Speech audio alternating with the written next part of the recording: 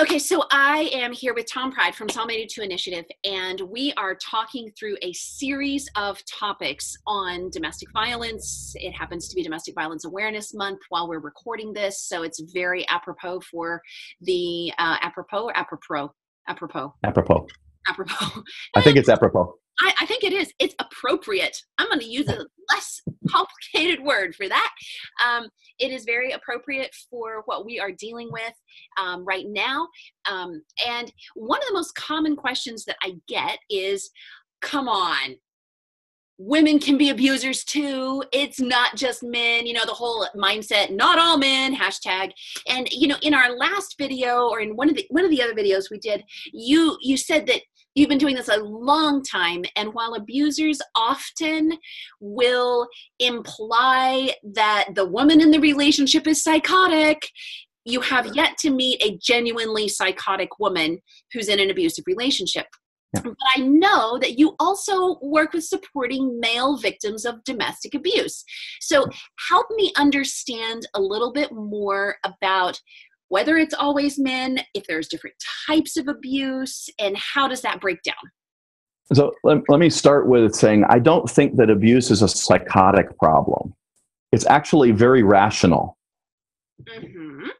The problem is that it's rational in a very, very bad kind of way and with a very wrong set of foundational principles. But internally, for the abuser, it's a very rational system. Okay, so when you say you have yet to meet a psychotic person in an abusive relationship, it's because abuse is intentional. Yeah.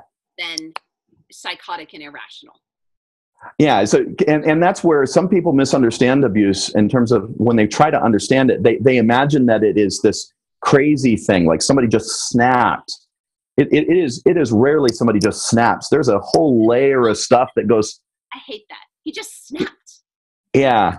And when you start picking at it and you start digging in and getting a little deeper, you discover, no, he didn't just snap. This was a long build, and it was coming for a long time. And there's abusive patterns going all the way back to before you were dating, you know?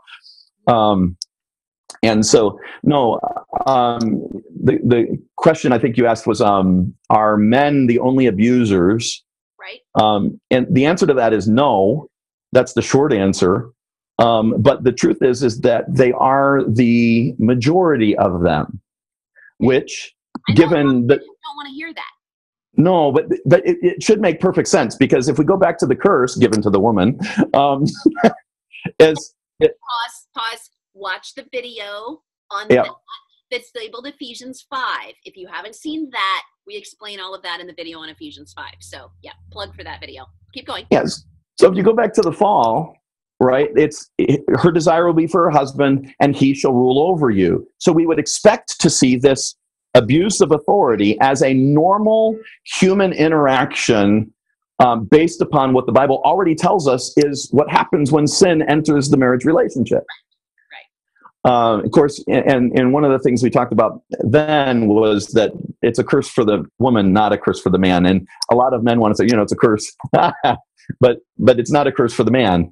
The curse is that different ones. What's that? In Eden at the fall, the men had their own curses, a different set. Yes. Yeah. Yeah, and so it's a curse for the woman, and that's an important thing to remember. And it's like there's sometimes an aha moment for a victim when they go, "Oh yeah, that is my curse. I'm living that curse." It also was not God's original plan. No, it's not how it's supposed to be. We're not trying to get back to the way the curse made it. We're trying to get back to the way God made it originally. And that's what the Christian marriage is supposed to reflect, how God designed it to work, not how sin messed it up. And that should be self-evident. I'm always puzzled at why that's not self-evident to people.